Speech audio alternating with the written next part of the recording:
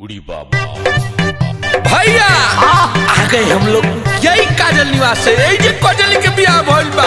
Gate खोलो, रंग लगाओ।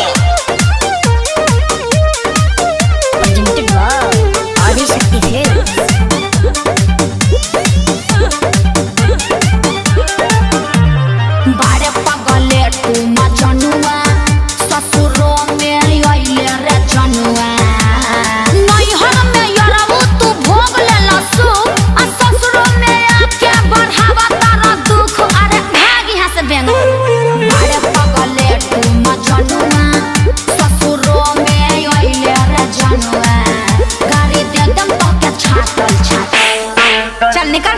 रंग डालवाई के बोला सुगा बोला। अरे रंग डालवाई के पताल गइलू काजल सैया भिरी मरलू हो बड़ी बुरा लागो। रंग डालवाई के पताल गइलू काजल सैया भिरी मरलू हो बड़ी बुरा लागो। भगवा लोग की ना मारा एक झाप की भाप फेंके लोग लोग। बड़ी बुरा लागो, बड़ी बुरा लागो।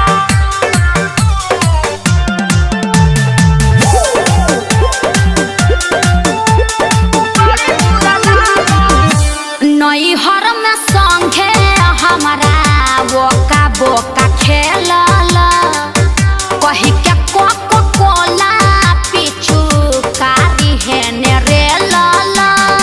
और होली में चौपन रंगावले रहलू हो क्या साथी बाती रंगावली बुकिरिया खइले रहू हो। काथी क्रिया चोली के ओ घरी रही नहीं दांतल दांतल। अरे जोन रे मटी लगना। रंग डालवाई के बोल बेबी बोल।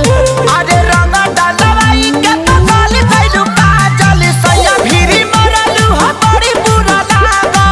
रंग डालवाई के पताल गइलू काजल सैया भिरी मरलू हो बड़ी बुरा लागो।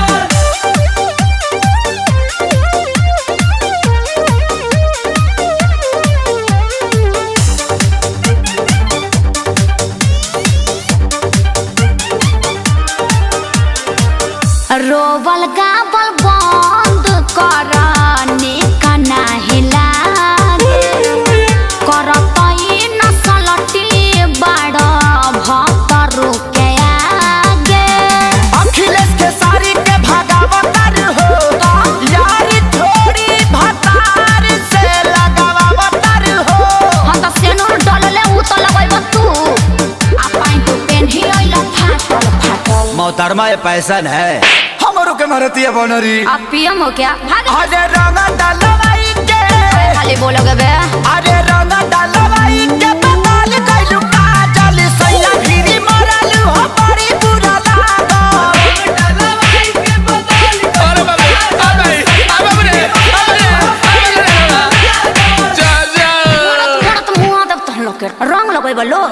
भैया चला वाला रे भांज देलस, बर्तन जैसन माज देलस। ये टेम्पू वाला डाना डी छपरा चलबो।